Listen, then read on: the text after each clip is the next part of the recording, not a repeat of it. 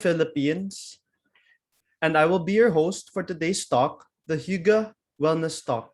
Welcome everyone to the Hygge Wellness event. Our company is mainly focused on business and fostering relationships and connecting our partners to create business opportunities. On the other hand, we have created this event so our valued partners and guests have a chance to relax and unwind.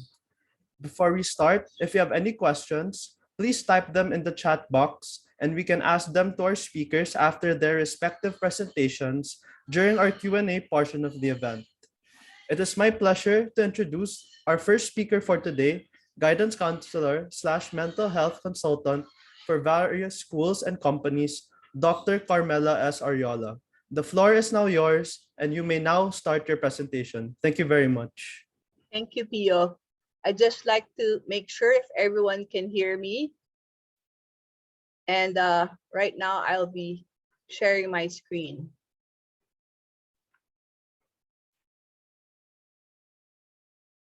Okay, so again, good afternoon, everyone, and welcome to this learning session on self-care strategies for mental health amidst a pandemic.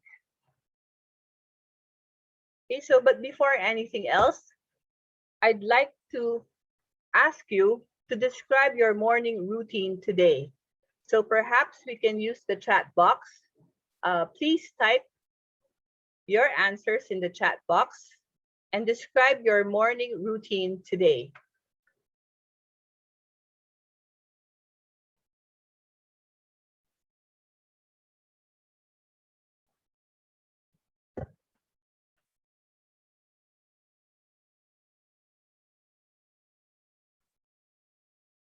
Okay, please go ahead, and it can be just a simple phrase to describe what you did this morning, okay?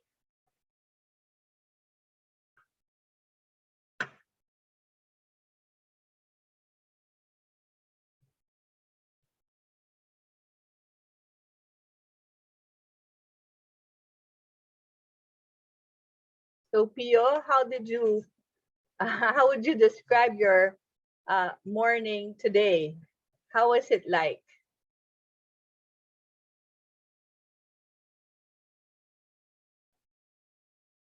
Okay. Would you want to answer? Oh, you woke up and had breakfast. Okay. Okay, there is the answers here says that Tricia read the book for an hour and started journaling. Okay, thank you. Angela said morning affirmations, taking a bath and breakfast for Ronald. Okay, woke up, took a bath, made coffee, then sat down at her desk and started working. Okay, thank you for your participation. See, it's very important that we take note of our morning ritual or routine, because how we spend our mornings basically will tell us how we will be for the rest of our day. And research have shown that the greatest amount of control that we have is usually in the morning. And it is important to stress that the value of creating that well of energy and fullness in the morning so that we can face whatever stress or challenges that may come our way during the day. Okay, so at this point, I'd like to ask, can you try to recall when was the last time you enjoyed that cup of coffee? Okay, just like Miss Man who mentioned a while ago in the chat box. Okay, so savoring that cup of coffee is an example of a mindfulness exercise. When we say mindfulness, it is being in the present to enjoy that moment of seeing that steaming brown or black coffee, savoring the aroma and the taste of each sip while being in the company of our loved one. Often, especially even before the pandemic, we rush our breakfast and our mornings for fear of being late or be caught up in bad traffic. More often, too, we feel the stress of waking up, perhaps to prepare ourselves or to prepare our children for school, and the list goes on endlessly. Now, speaking of stress, I'd like you to have a look at these clusters of stress I have identified from last year's start of pandemic affecting our families. And you can see that these stresses have not abated, but in fact has worsened. Under physical stress, we still experience the lack of basic needs, especially for the highly dense urbanized places, as well as health and medical problems, as we see the COVID or this virus mutating to even something more deadly. Okay, we cannot also discount the fact that there are psychological stresses. The fear of contracting the disease, illnesses and death in the family, friends and neighbors, the stigma attached to those infected, and of course, the hush reports of child abuse and family violence. Okay, there's also what we call the social stresses, such as the isolation, the exclusion, the separation due to lockdown or quarantine, or having frontliners in the family. So it's not anymore just a day or week, but we are into what 17 months of being away from our family and friends. And we cannot discount the disruptions in our social relations. Now, in terms of economic stress, we cannot also deny the big impact on the loss of income. See the repatriation of our overseas Filipino workers and the worst inflation ever. Now, with our families staying at home to do work and with our children doing online class, we have to also see the effect of prolonged gadget use and the fact that each member of the family is responding and reacting in different ways to these various stresses. Now, when we are to talk about stress, then we have to talk about mental health.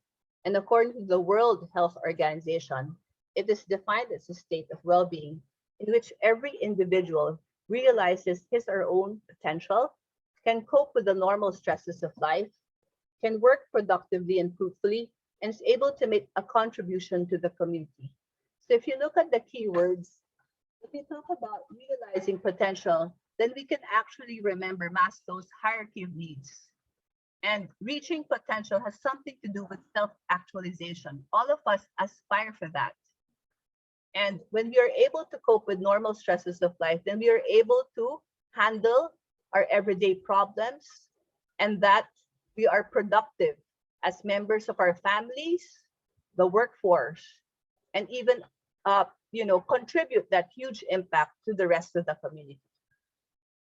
Now, just to give you some basic facts, okay, about 13% of the world's population in 2020 report of the WHO Special Initiative for Mental Health mentioned that 13% of it are affected with mental health and substance use disorders.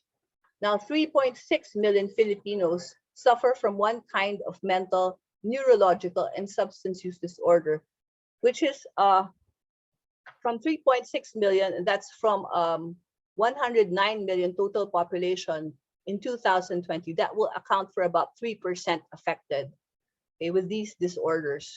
Now, of course, we do know that there is a stigma attached to being labeled as such, when you have mental health concerns. And it's a big no-no for us Filipinos to go to a psychologist or a psychiatrist or a shrink because we think that people might label us crazy. It's not the same with first world countries when they're very much used to getting help from professionals when they deal with mental health concerns. And so this is a very conservative number, knowing that there are a lot of unreported mental health cases. Okay, so stress is our body's normal reaction to changes in our body and our environment. It is a physical, emotional, mental, social, spiritual, and behavioral phenomenon that is normally occurring every day. We cannot say that I wish I will not have stress in my life. There's no such thing, okay? Now, there are different kinds of stress, and it's important that we are able to identify them. When we talk about eustress or good stress, this would refer to things that are considered stress but are challenging and motivating for us. An example would be if, let's say, our boss gave us extra work that we think is very motivating for us to do. Okay. Or let's say if you get a raise first, that has something to do with good stress. Okay. When we talk about this stress or bad stress, of course, as you can see from the picture, is this man getting frustrated, perhaps because of poor connection or poor gadget, and he's unable to comply with work requirements. There's also what we call acute stress and chronic stress. When we talk about acute stress, this refers to short-term, temporary sources of stress, such as, for example, when you get stressed over being vaccinated, or when you have an argument with your loved one. Okay, so those are some examples.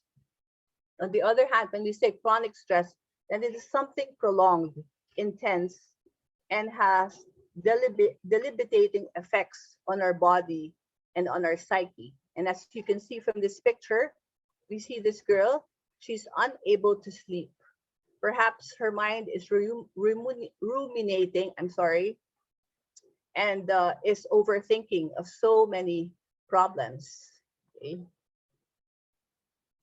Now, when we talk about stress, it is important that we just get the right amount of stress. Okay. So you have to be aware if you're already experiencing too much stress, as you can see from the right side. When you are already too overwhelmed and you're not able to function normally. In the same way, on the extreme left side is also the danger of having stress that is too low. And you can see from the picture that the person is in a way stuck in a rut, like he has he has become unproductive and inactive. So there has to be just the right balance or amount of stress that we should experience. Okay? So at this point, I'd like again for you to participate by telling me your level of stress at this moment. Okay, from a scale of 0 to 10, with 10 having the highest level of stress and 0 as the least amount of stress. So please just type in a number to tell us your level of stress for today.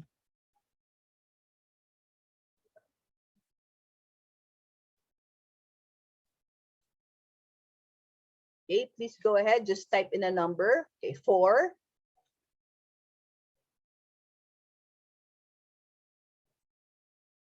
7, 6, 7, 8, 4, 6, 7, 8, 9, 6. Okay, 8.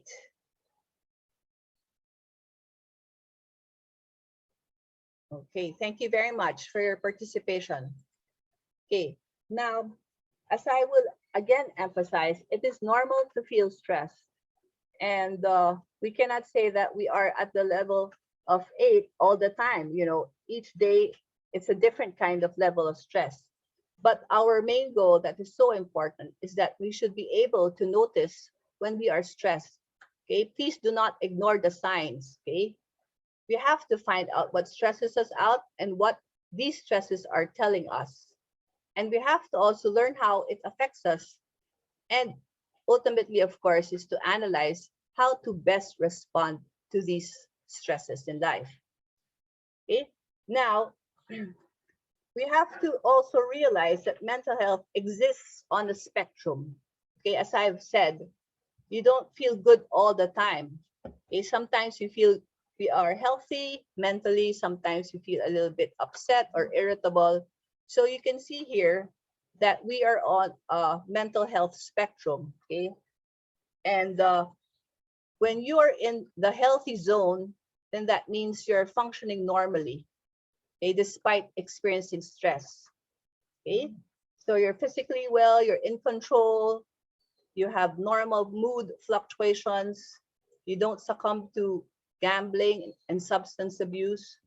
Okay, on the other hand, when you're in the yellow zone, then you're responding or reacting to stress and you become irritable.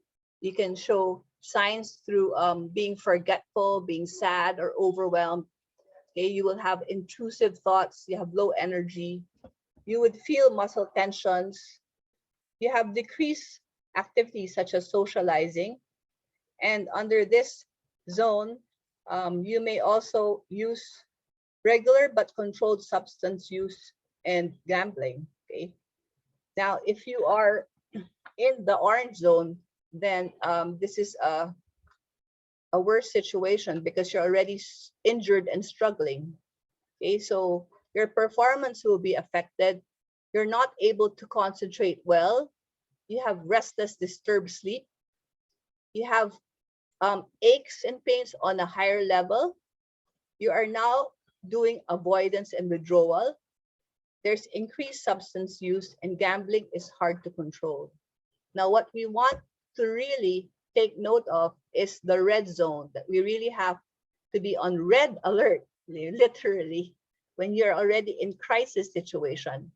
When you are already unable to control your outbursts and aggression towards your family members, your co-workers.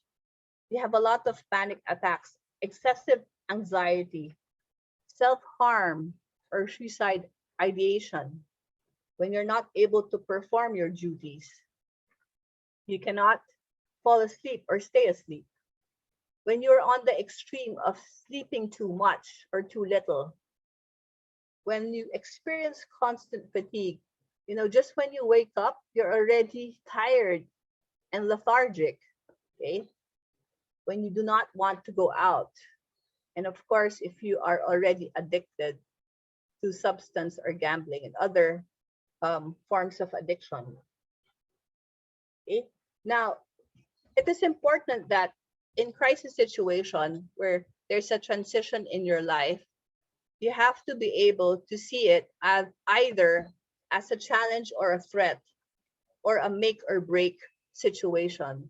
So for example, we do know that a lot of people got affected by having no work during this pandemic.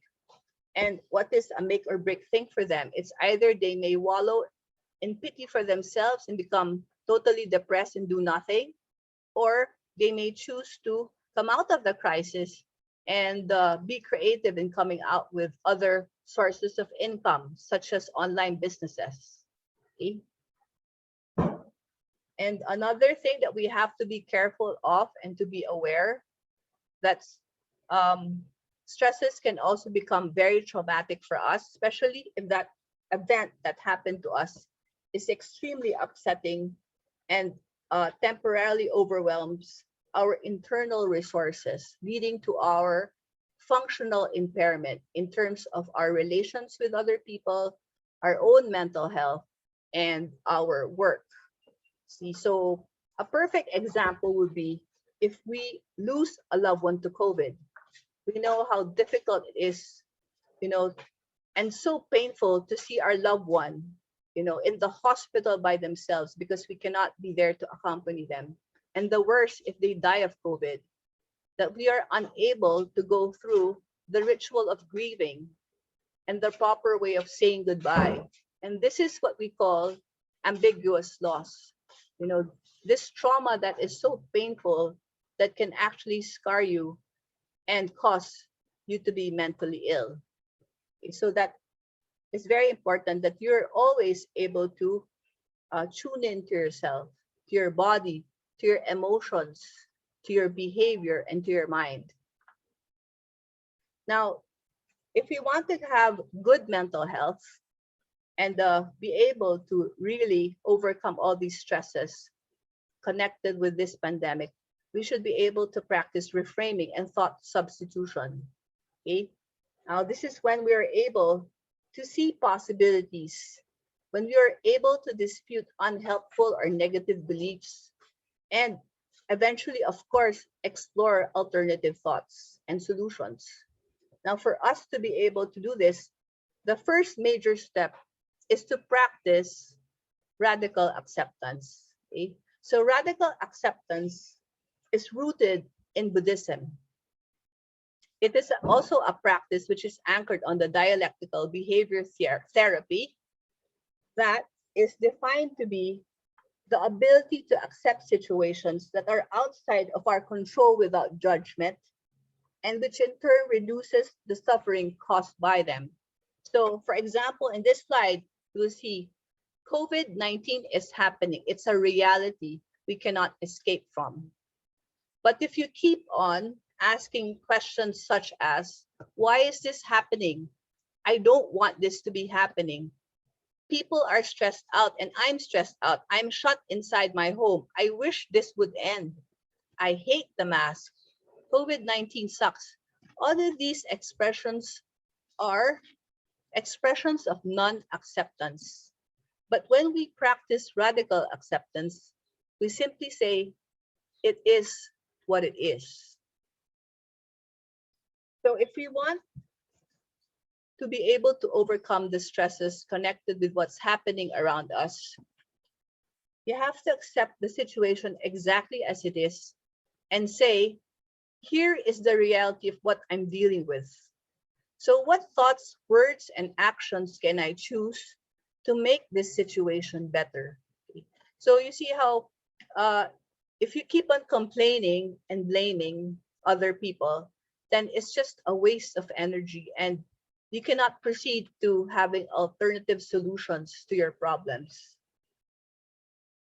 And for all those BTS fans, always remember to believe, trust, and surrender.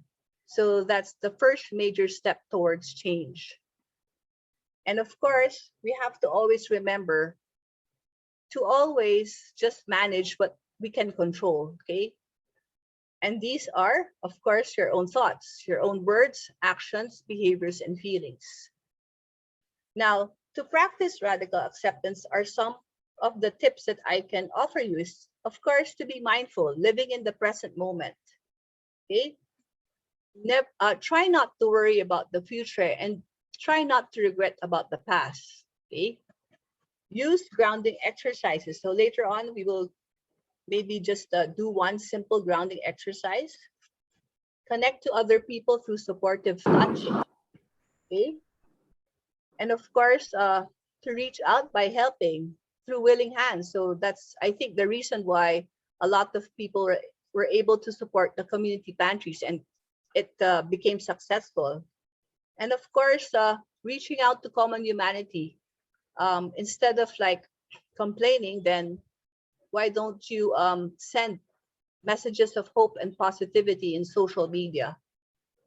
Okay? So this, as I've said, is an example of an anxiety grounding technique, which you can do whenever you feel stressed. It's a very simple technique. All you have to do is find a space where you can just relax and sit down, focus on your breathing. Then after a while, you have to be able to think of 5 things or list down or identify 5 things that you can see. Okay, so in the chat box, may I ask you now to please type in 5 things that you can see.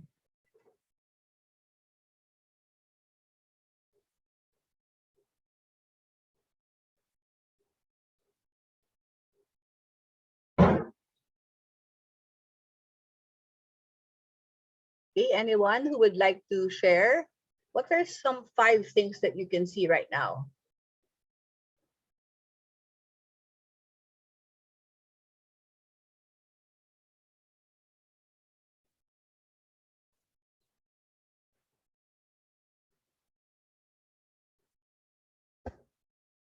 Okay, thank you, Jan.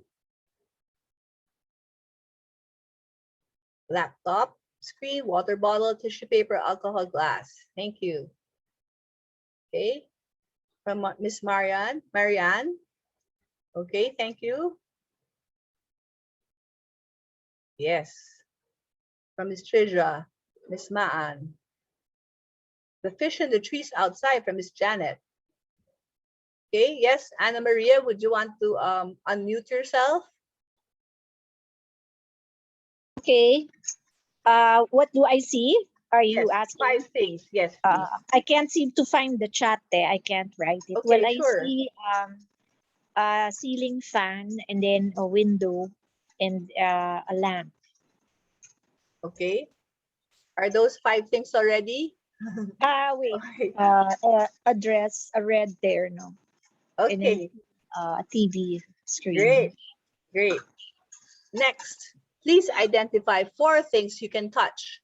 Okay, you may unmute yourself or use the chat box. 4 things you can touch.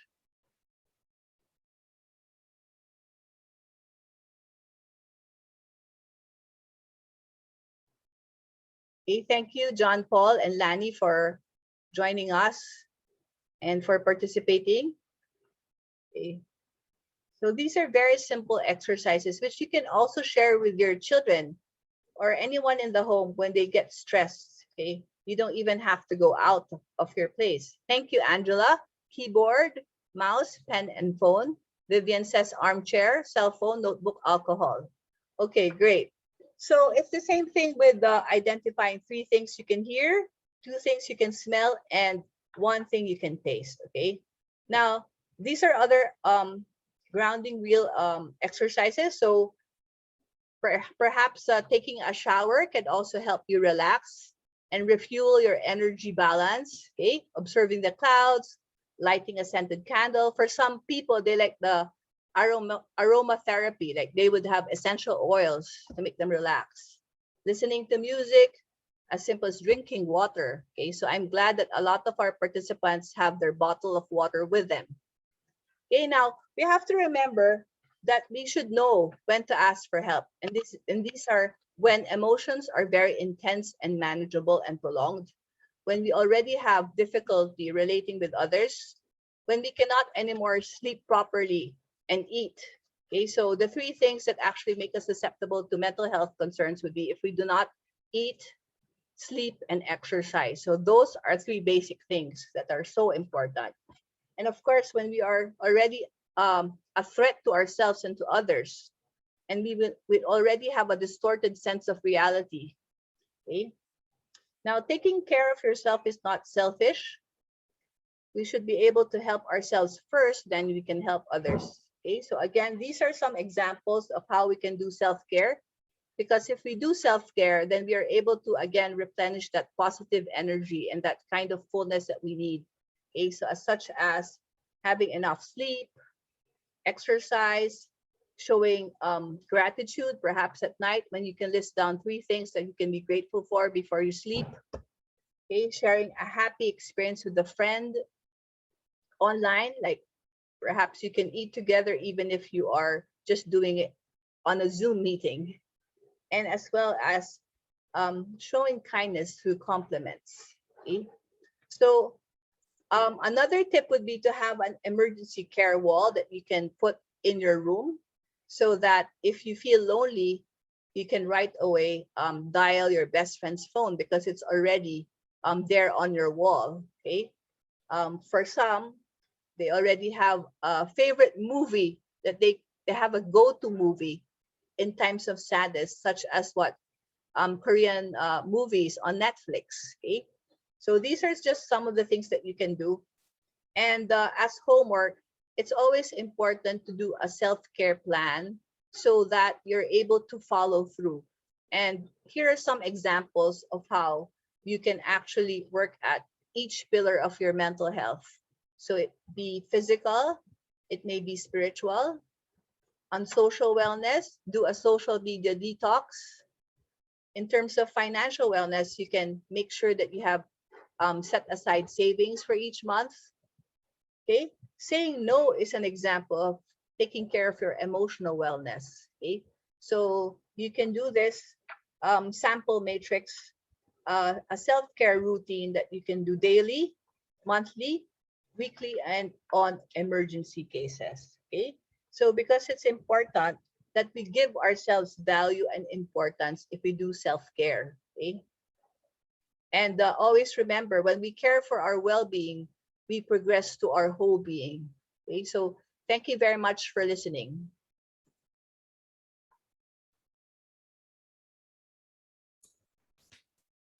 So thank you so much, Dr. Ariola. Again, if you have any questions, you may ask them during our open forum segment. And for our second speaker today, Ms. J.M. Rebueno, OSB-OBL Benedictine Oblate with the World Community for Christian Meditation, who focuses on the practice of mindfulness and meditation. The floor is now yours. You may now start your presentation. You may turn on your mic and your camera. Thank you so much. Thank you, Pio, and thank you to everybody for staying and hoping to learn something from this presentation. So I was asked to speak about meditation, and I'm glad I chose mindfulness. Or simply, the essence of mindfulness is awareness of one's breath or mantra. For the purpose of this afternoon, because we only have so much time, we will focus on mindfulness of the breath. Now, where did I get this particular practice? I trained with Thich Nhat Hanh, a Vietnamese Zen monk. His monks at Phong Village, Hong Kong, and Thailand. I had to live there for a bit. Specifically, my Thai teacher is Brother Fab Kong. And with them, I learned many mindfulness practices that include something like mindful eating, mindful walking, mindful uh, stretches, okay, and mindful sleeping, okay, or total relaxation. I wish we had all the time and I would have shared all of this with you, considering what um, we have just heard this afternoon. Okay, we start off with a video that really encapsulates everything about mindfulness of breath. And this is a beautiful video that I would like to share. I hope it works, but let me see. Let's see. Ooh, it doesn't seem to. I get really There mad it when goes. my brother hits me a lot. I don't like it when you say you don't want to play with me. When I'm mad, my brain can get a headache and it can start hurting. Your blood keeps pumping because you're like really mad. And you start to get sweaty because you're getting really, really mad. And then when you start getting really mad, you turn red. When your body can't really control yourself, mad just takes over your body. I just get out of control. It's kind of like if you had a jar and then the jar would be your brain and then you put glitter in the jar and that would be how you would feel. If you shook up the jar and the glitter went everywhere, that would be how your mind looks. And it's like spinning around and then you don't have any time to think. And you sometimes punch stuff and people when you don't really mean it. When I get angry, I feel it in my heart. I really don't like when I get angry. The amygdala really reacts, but the prefrontal cortex tries to keep it down. When I feel like I want to, get really angry and yell, I just sometimes, take deep breath. Like first you find a place where you can be alone, then you find some way to relax and calm down. When I need to calm down, I take deep breaths. I breathe in through my nose. Sometimes I close my eyes or just take deep breaths. It's like it's calming down, it's not like moving. It's like slowing down and then it stops. And the heart pumps slow and then it goes into your brain. It's like all the sparkles are at the bottom of your brain. My brain slows down and then I feel more calm and then I'm ready to speak to that person.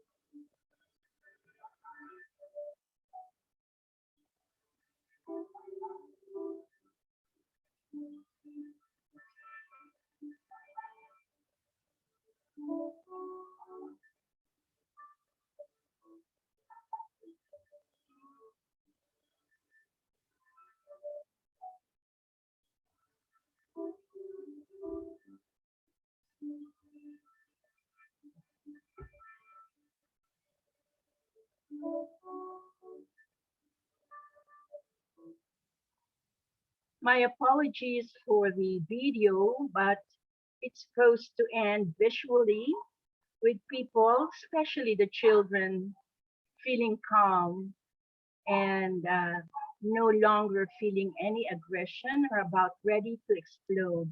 It also showed adults like us and even older than us, being able to let go of that unhappy feeling or the agitation they may have. So, anyway, um, I get really mad. I don't know if I can. What I will do is I will have this corrected. Anyway, Maan or Maan requested to have a copy of this thing. I will send her the link there, and you can avail of that later. So in the meantime, let's come back to what is it did that video tell us? The children expressed it so clearly. When things don't go well, or when things go well, we are happy, right? When things are coming our way the way we wanted and expected it, we are happy. But when things don't go our way, for example, the pandemic, our happy feelings disappear. And Carmela suggested that, hey, accept things as they are. Focus your mind elsewhere. Do mindfulness practices so that you maintain a sense of equanimity, a sense of balance. And yes, those are all valid ways of doing it. And this particular session that we're having is we will learn how to get into, or at least experience how to get into that position wherein no matter what goes on in the outer environment, the inner environment remains equanimous, remains at peace. And that can be achieved through mindfulness of one's breath or breathing meditation, as I love to call it. In the practice of breathing meditation, this helps us change the way we think, feel, and act. I think Carmela said we should learn to reframe a situation in our mind. And to reframe, we have to be in a certain level of equanimity so that we can change the way we think, feel, and act given that situation. So if you do that and you do practice mindful breathing or breathing meditation, you come into the present moment. I'll tell you, the present moment is a wonderful moment. Why? It's the only place, it's the only point in time that we all can do something about. You can't do anything about what had happened in the past. All those regrets, pointless. Things happened, you can't change what happened. Now, if you say, but I can do something about the future, and you're anxious, worried about the future, can you do something about that? No, it still will happen. But in the present moment, you can do something about the way you think about the situation, you act about with regards to that situation. Okay. If you have questions and spontaneously just type it in at the chat room and I'll do my best to answer it. I would also suggest that if I don't get to answer it, put in your email addresses and I promise I will get back to you if I don't get to answer it later on. So this present moment, this wonderful moment, would you like to experience that now? My request is you open your cameras. I'd like to see your faces as we practice meditation together. So will you please open your cameras and maybe what I'll do is stop screen sharing so I can see a bigger view of everybody. Is it okay for you to open your cameras, your videos, no matter how you look like? It doesn't matter. What is important is I see you the way you're seated, the way you're going to do this with me. Okay? So shall we begin? I'll invite the bell 3 times. Actually, four. The first one is a soft thud, and then the next three are louder thuds. Okay? I'm going to guide you.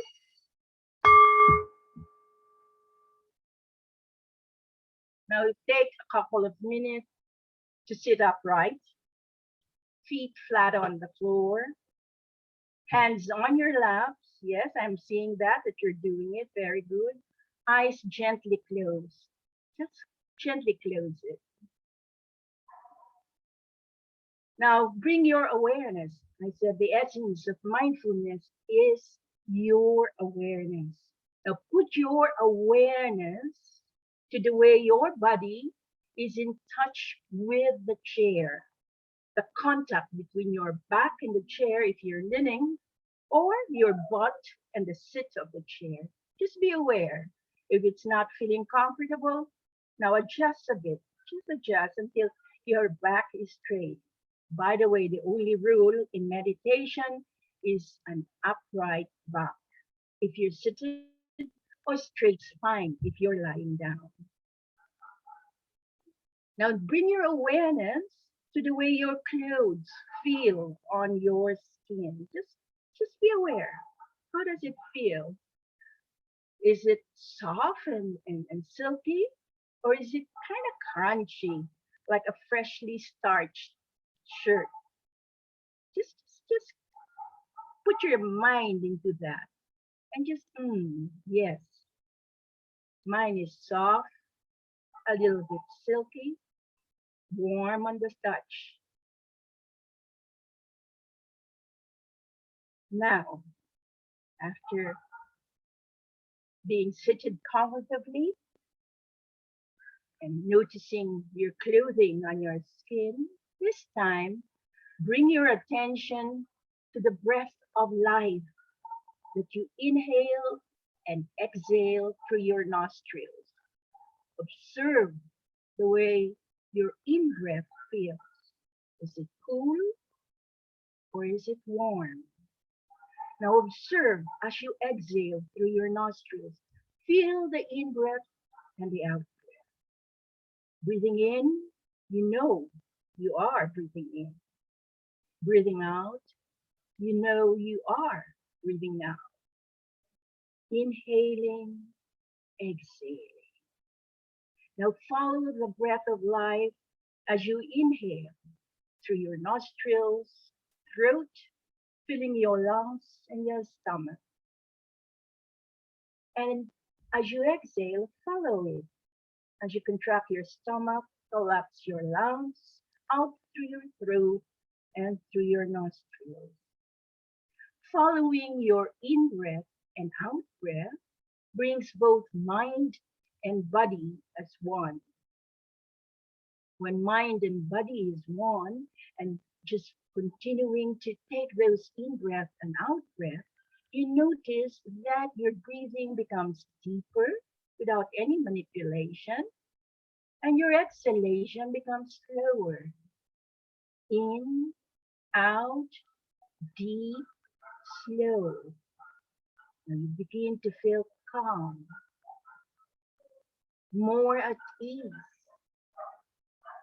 You smile and now release all those aches and pains on your muscles as you inhale and exhale.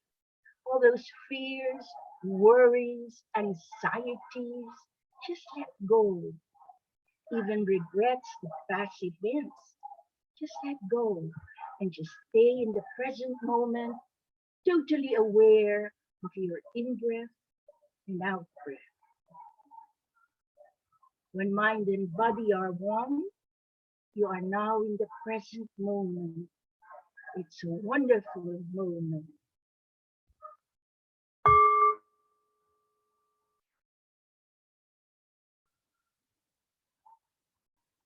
In, out, deep, slow, calm, ease, smile, release, rest and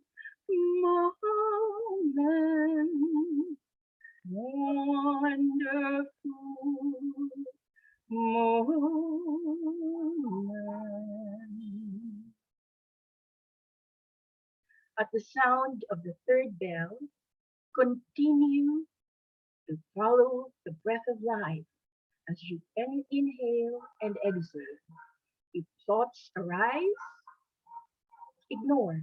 Simply go back to following your in breath and out breath.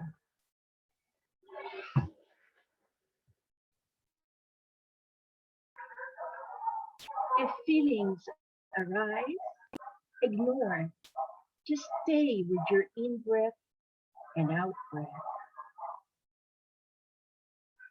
And then at the end of a couple of minutes, I will again invite the bell 3 times to signal the end of the session.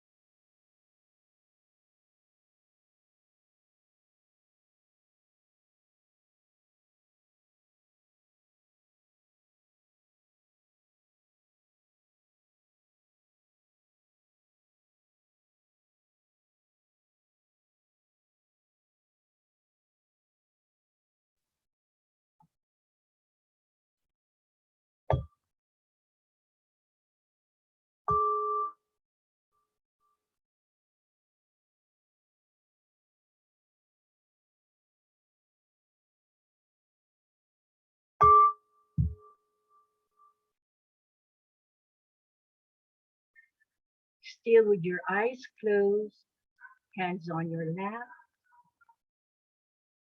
feel. Feel the way your body now rests on the furniture. Feel the way your breathing comforts you. Just feel all of this. Feel the way the clothes rest on your skin.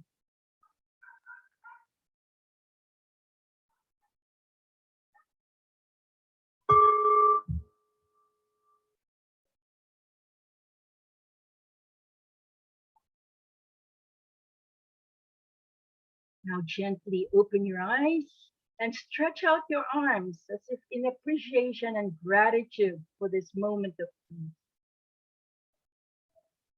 Thank you. All right. Yes, but we still have more. Please don't go away. I still have to share a couple of points.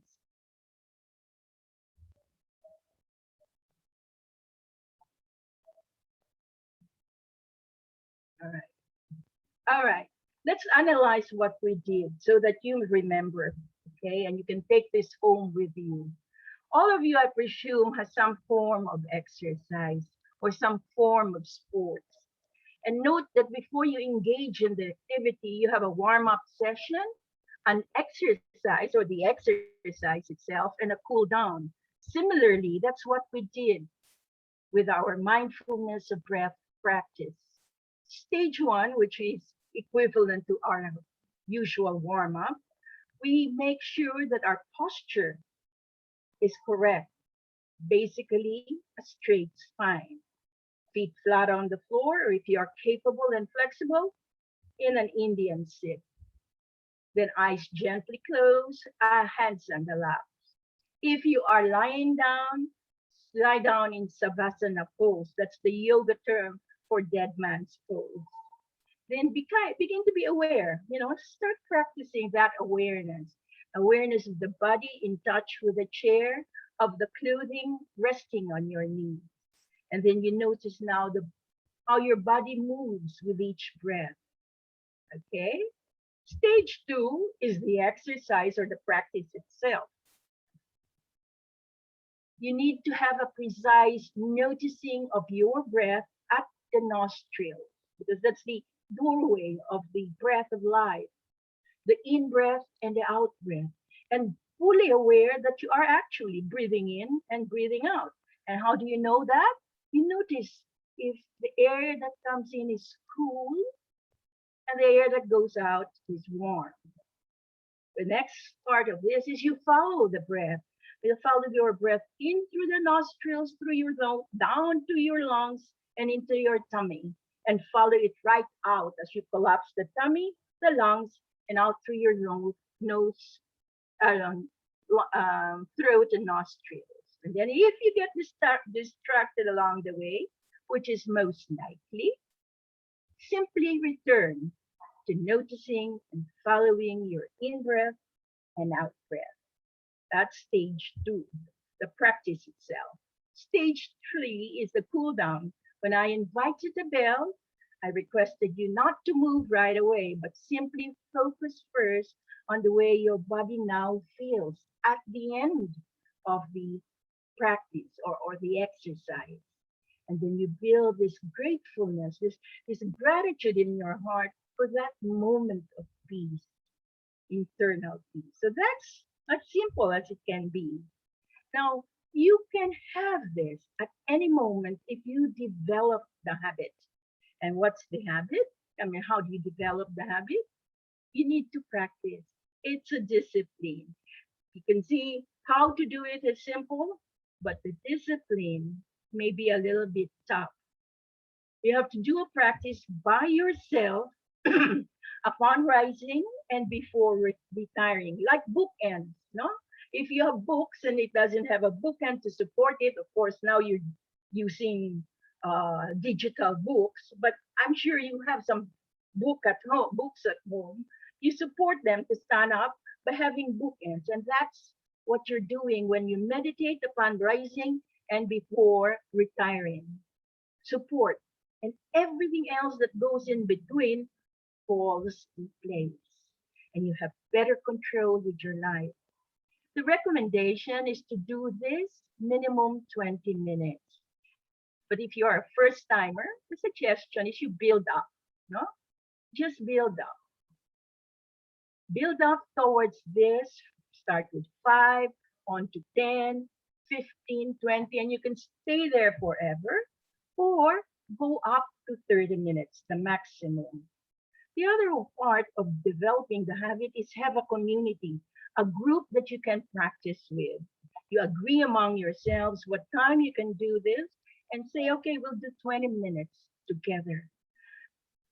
I think that's the secret for many groups.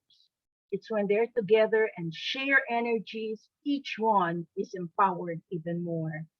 If you need help, I'd be very happy to start you off with your weekly practice. And last but not the least, when you do mindfulness of breath, there are what they call micro moments. Doing simple mindfulness of one's breath, focusing on one's breath. And when you are faced also by potential agitation, you can do mindfulness to get yourself detached and unaffected by those agitations or things that can cause a lot of fear and worry.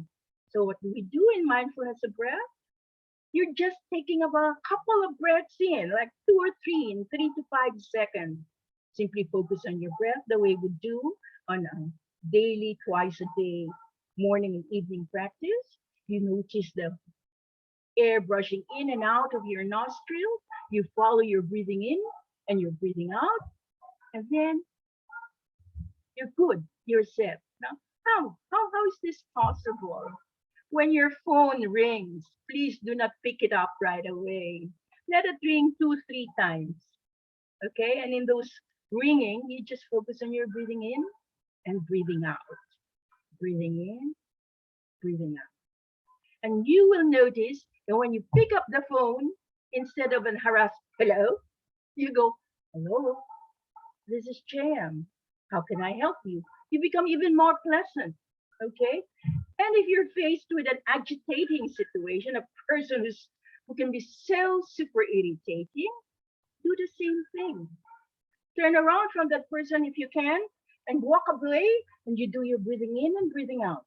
And when you're nice and good and calm, come back and say, yes, let's talk about this. Let's see how we can resolve the issue at hand. Okay? Now, you can also practice mindfulness along the way as you do all of this micro moments. Like when you wash your hands, just be super mindful of the way the soap bubbles in your hand as you rub your fingers and palms together, and the way the cold water feels as it rinses the soap out of your hands. Or if you're drinking tea, okay, don't gulp it down. You take the tea, here's a cup, take off the cover, mindfully look at it, bring it to your nose, not to your lips. Inhale a bit, exhale, aware of if it's a hot tea or a cold tea, and then bring to your lips. Let a bit touch your tongue or mouth.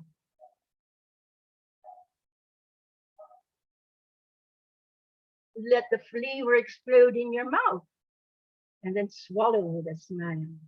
So these are practices you can do on your own by yourself. So just remember those two things. Every day on your own, upon rising, before retiring, hit for 20 minutes, but build up. Have a group with you at least once a week. They will surely give you the power to go dive into stillness and silence. And finally, throughout the day, when you hear a car blow its horn, don't react. Go into your breathing. Be mindful of your breathing. Do micro moments of breathing meditation. There you go. If you have questions, as I have pointed out, you are free to include it in the chat room, or you can also write to me. These are my contact numbers or my contact details, and I promise to get back to you. Make sure that you email me and I'll get back. All right, that cell number is my Viber and my WhatsApp if you wish to do it. So I'm done. Last 2 minutes. Maraming salamat po. Thank you for that presentation, Ms. Rebueno. The floor is now open for the next 20 to 25 minutes for any questions to our speakers, Dr. Ariola and Ms. Rebueno.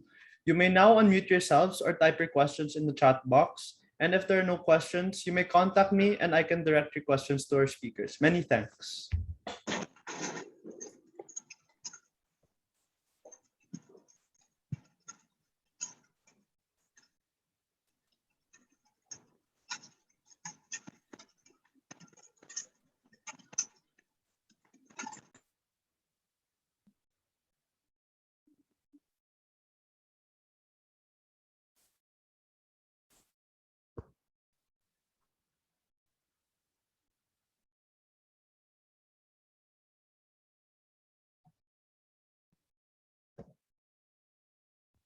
Pio, seems like nobody has a question. I just would like to ask, which I should have asked at the start. How many of them are already with a mindfulness practice? Guys, can you just raise your hands electronically so I would know? Are you still there with us?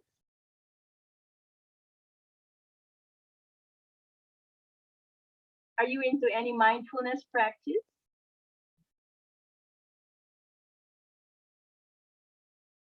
Yeah, maybe not yet, Miss JM.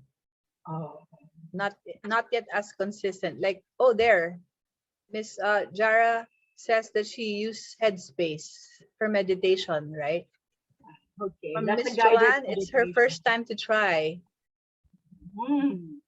I'd suggest you continue with what you have.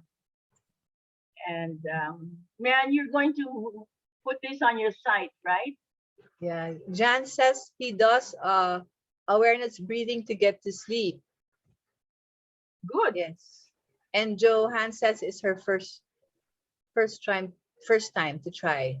For our speakers, we have a question from Miss Ana Maria Luisa Garcia, and she Yes. asks, is it okay to avoid TV news to be calm? Maybe we can start with Miss JM Rebuano and then maybe we could have Dr. Ariola give her comment about this. Thank you for your question, Miss Garcia. Okay, Miss JM, you may speak now po. Thank you, Pio. Yes, I would recommend it if you are one who is easily agitated by the news. I'd recommend you avoid.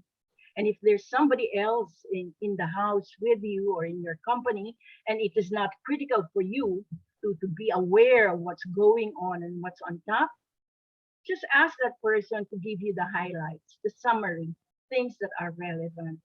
That way, you do not add to your agitation. Thank you. Okay, Yes. now Dr. Ariel, you may speak now. Thank you, Miss Yeah. Rabuano. I also agree, the sad part is, on TV, there's always the sensationalized news on violence and all this negativity. So I think if we're always exposed to this kind of material, then it will truly affect us in terms of experiencing vicarious stress. You know what I mean? That the effect is almost the same as the person experiencing it. Okay, so this just like what I actually put in the matrix as a social media detox. Well, you can do the same for TV news detox. When we say detox, it's really avoiding or lessening toxic stuff from affecting you. Not just toxic news, but even toxic people and toxic situations. Okay, so thank you for that question. Thank you, Dr. Ariola. Okay, we have another question from Miss Giselle from the Swedish Embassy. She asks, how do we make mindfulness interesting for a 5-year-old child who gets angry easily and has a limited attention span? Thank you for your question, Miss Giselle. Maybe we can start with Mr. Bueno again. Yes. Thank you. Thank you, Giselle.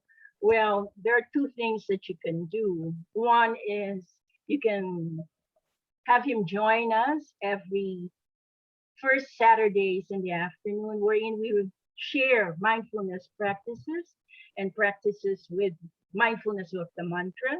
Since we're Christians, I mean, my group, we do Christian meditation and we share this with children and we make it very interesting, like having them focus on their breathing, having balloons on their stomach and see if the balloon will not roll off their tummy, or having a book on their head, because the concept, you can break down the concept into being still, being silent, and then focusing on something. So being still, you can have a book on your head, a doll on your tummy, that kind of thing. Or you make them walk around and you play music and you say stillness. So, wow, you cut the music as in musical chairs. There are a number of ways. I don't want to speak all about this, but yes, you can please get in touch with me. I'd be happy to share all the things that I know. Yes, and if I would like to add, Ms. Giselle, I do understand, children really get to have very short attention span. And so we have to just make sure that the mindfulness exercise is developmentally appropriate for your child. And just like what Ms. JM said, we have to make it fun for them. It can't be too serious, like something that will really make them bored. And I would also suggest mindfulness exercises on YouTube for children. So you can also do that. Thank you. Thank you, Miss Rabuano and Dr. Ariola, for your answers. Anyone else who have questions, you may unmute yourselves or type it in the chat box. Thank you. Okay, so we have a question from Mr. Jan Sioson. And he asks, is it the same for senior citizens who are unaware of benefits of meditations and awareness? Any speaker may start. Maybe Dr. Ayala can go first. I don't really get the question. So, in terms of the attention span, is that probably what Sir Jan is asking, that or is it because the senior citizens are unaware of? Well, it actually depends on if they are exposed to these kinds of meditation and awareness exercises. And I will have to defer to Miss JM to talk more about the senior citizens experience.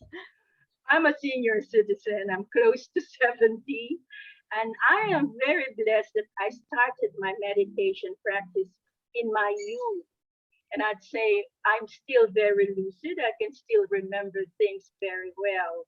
So, but it doesn't mean if you're already a senior citizen, you cannot improve on your memory retention. You can. There are research studies that say people advance in age when they engage in the practice, they do get to have a better shot at retaining their memory.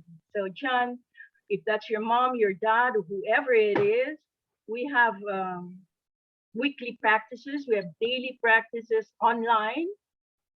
I suggest you get in touch and I'd be happy to accommodate them. Thank you. I Thank do you. agree. Miss JM, I think mindfulness is for everyone. And just like what Antonio Pio wrote on the chat box, age is not a barrier, right? Right, right. I'm a living testimony to it. Yes. I must be the oldest in this group.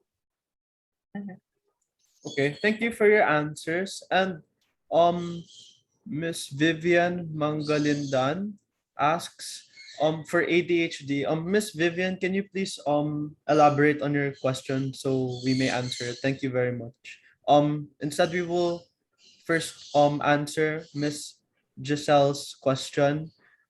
She asks, how do we join on Saturdays in Miss Rebueno's meditation group? Please share contact details. Okay, so Miss Giselle, Miss Rebueno sent her email and you may contact her through this. Thank you.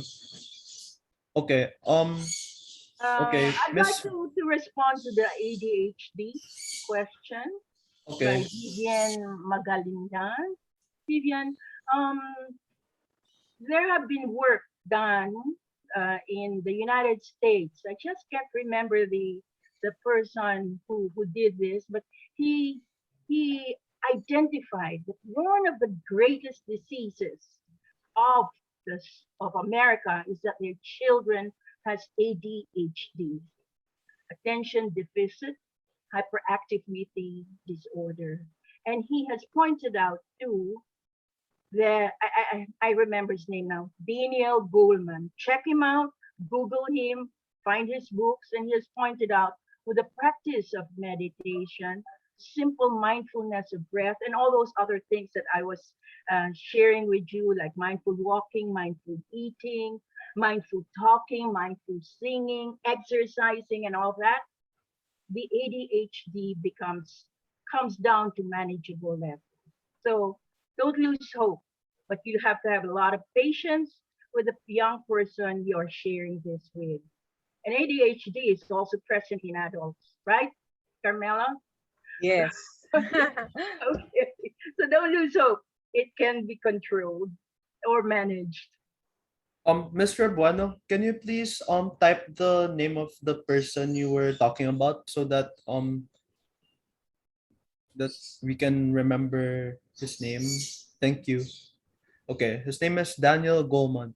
And then we have a question from Miss Anna Garcia, and she asks, how about alcoholism? Is this a condition you can address? It's a friend. Thank you for your question, Miss Garcia. Anyone may start answering this question. Thank you. Okay, Okay, go yeah, ahead. go ahead, Well, Miss JM. you see, meditation is a discipline. Meditation is your putting your awareness where you choose to want to put it. It's the same thing when you practice mindfulness of your breath or mindfulness meditation or breathing meditation or mantra meditation. You are actually honing your capacity to place your awareness only on that you wish to pay attention to.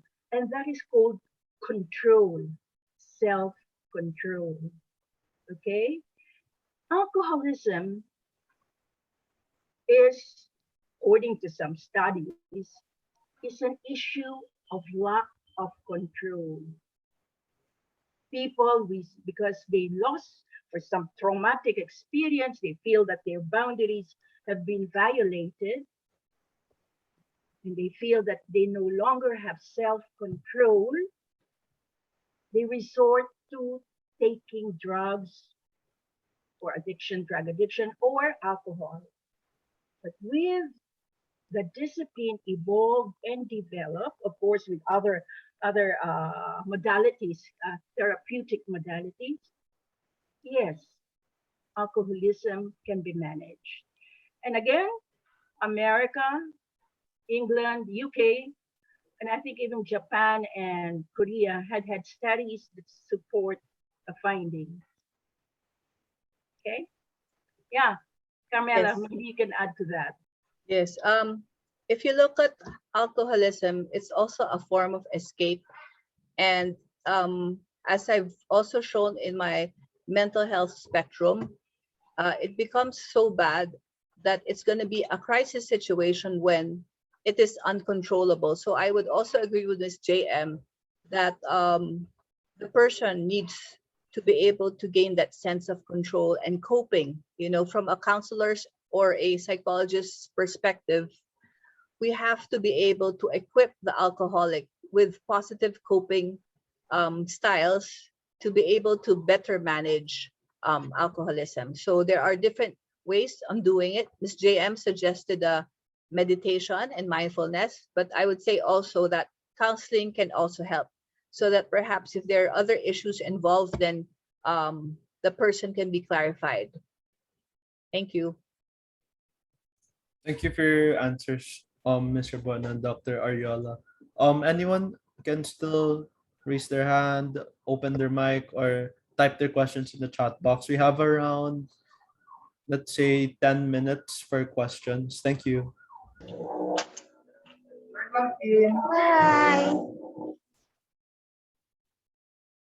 Hello, Pop. What is your name? Sorry, I cannot find you. Ala, ala, ala. Whoever that person is, you may ask your question. Thank you. Sorry, I didn't get to see who it was.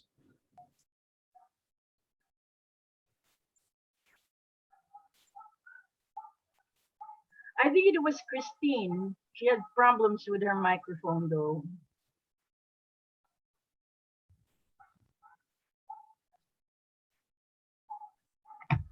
Hello po, Miss Christine. Do you have a question for our speakers? You may unmute yourself. Thank you.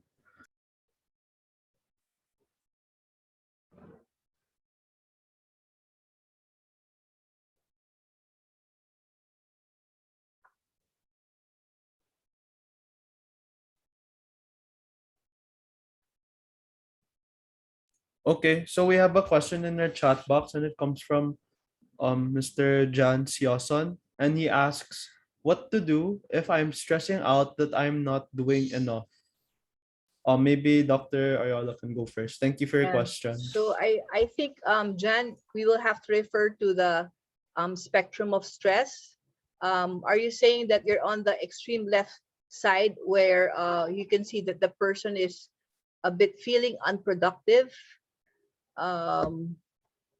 There's that feeling of inactivity.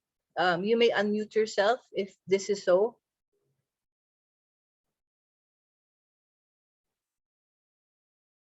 Yes, I see. Okay, so there's some kind of the feeling of stuckness, and I think a lot of people are feeling that. That's what you call the pandemic fatigue. Like I don't know if you can relate to this, Jan, but does it have something to do with us not being able to have the same kind of freedom to do what we want? Because given this pandemic, we are very much limited in terms of what we can do and where we can go. So what is important if you practice radical acceptance is just to first recognize what you're feeling, Jan. It all begins from there. You tell yourself it's okay not to feel okay. You know, just declare to yourself, I'm feeling stressed, that I'm not doing enough. Okay. And then, as I've said, if you need professional help, do not hesitate, because often, when people have a heart problem, they go to a heart doctor, right? So it's the same thing. If you have a mental health concern, then please do seek for professional help. Okay. If you wish to talk to me more, I'll also leave my email ad. Okay. Thank you very much for that question, Jan. Thank you. And Miss JM, would you have anything to say about this? I would need to know more from John what are the conditions surrounding his feeling of inactivity, Yes. feeling of stuckness, and the advice of Carmela is very wise, John. You may wish to consult with Carmela and just have a chat with her, and she can direct you on how to go about that. I practice life coaching. I don't know if you've heard that. My focus is not on the past, but my focus is where you want to go, where you are right now, and where you want to go. I can help you in that way if you wish. But I would recommend speak well first with Carmela. And if she says, no, this is not a psychotherapy requirement, but more like a coaching, I'd be happy to help. Let me know. Thank you, Miss JM. We have a question from DG Uy Anastasio, and this person asks, what meditation or relaxing techniques can we do to be able to get a good and restful sleep? I can't go back to sleep after waking up in the middle of the night to pee. Um, I think Miss JM, you can start on this question. Thank you so much. Hindi ka nag-iisa, DG. I also wake up in the middle of the night, maybe because of age, or not really because of age, because I do not exercise enough. Okay, and so my gallbladder, as you age, the flexibility and the control of the muscles is not the same as when you're very young. So you may want to look into your exercise if you're doing enough exercise. Now, where you are right now and you want to go back to sleep and you want to have something to lull you down to it, what I find very good is either I just go into a formal meditation, or the one that we went through for as long as possible, and in a lying down position, in savasana, in a dead man's pose. Or if not that, we go through total relaxation. It has to be guided, and I have to share that in a separate session. Hint, hint, you may want to invite me again, Theo, and we can have just total relaxation. And then maybe Carmela can have more details on other subjects. Okay? Yeah.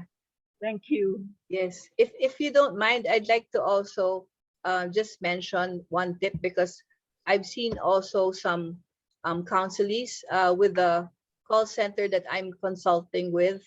So I'm working as a consultant there, and a lot of them would say that they have problems sleeping. So it's really important that we get that consistent amount of sleep, and of course, the kind of quality sleep that we need to get. And perhaps, Miss DG, we have to also be careful, or for most of us who are always using the phone, to make sure that we really turn off the light from our phones. The blue light emitting from our device suppresses our body's ability to release the melatonin, which is very much needed for us to have that deep and restful quality sleep. So it's an advice that I give to a lot of us whose hand is always holding on to the phone. The last thing we hold on to before we sleep. Thank you. Thank you for your answers, Ms. Rabana and Dr. Ariola. Um, I think we have time for one last question, and if not, we can conclude our event for today. Thank you.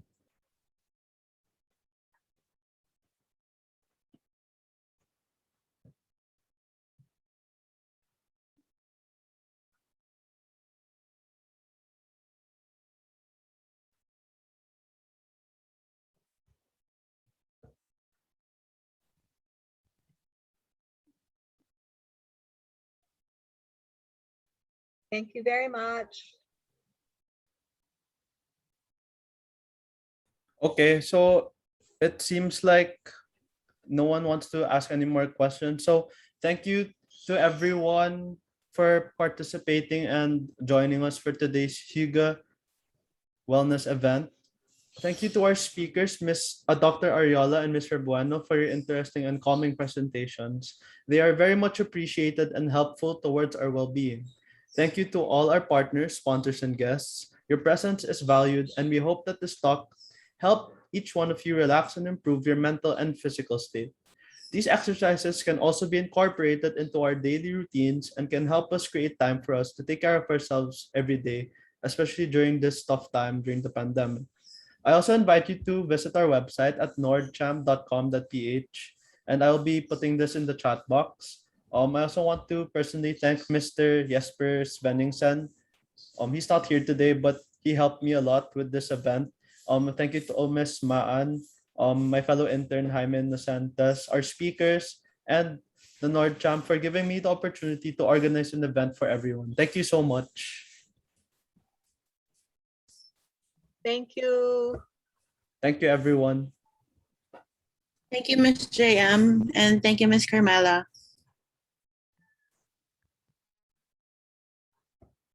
Thank you. Thank you to all. Glad to be of help.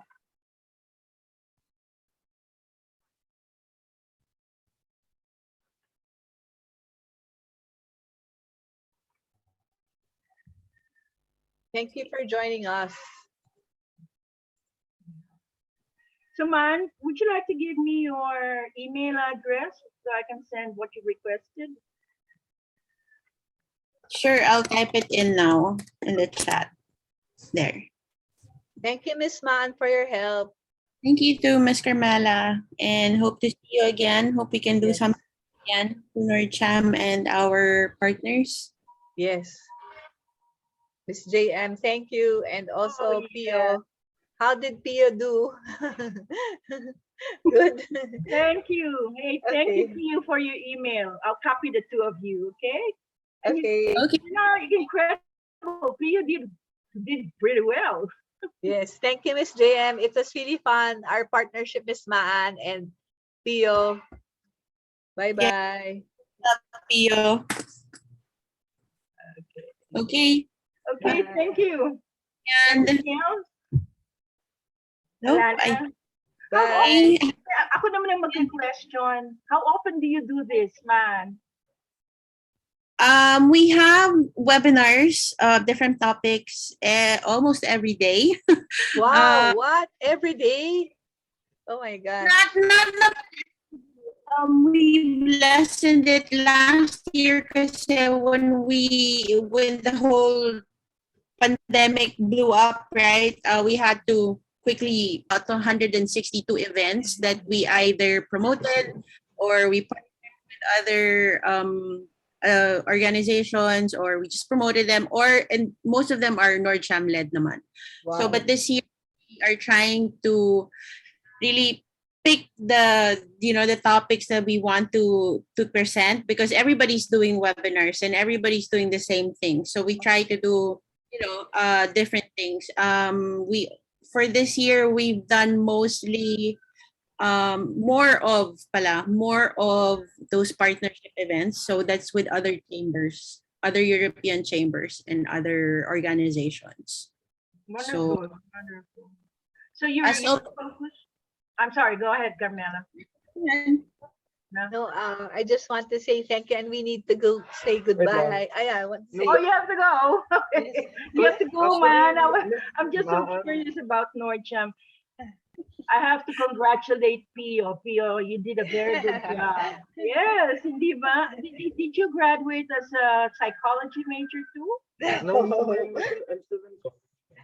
Maganda, no? Even the way he made summaries and then Thank you. suggestions.